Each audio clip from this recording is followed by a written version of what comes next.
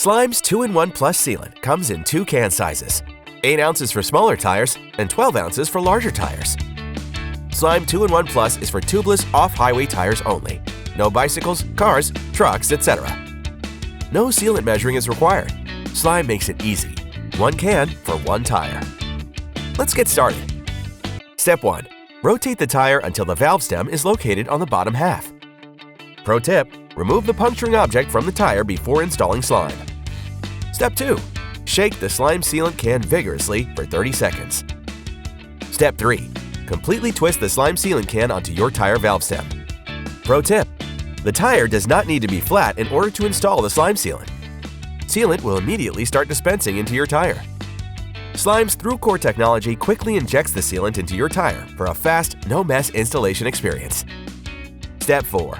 Wait 45 to 90 seconds for the can to completely dispense into the tire, then untwist to remove the can. Step 5. Slime 2-in-1 Plus does not contain air, so inflate your tire if needed. Drive to spread the sealant around and coat the inside of your tire. Congratulations! You are now flat-free for 2 years.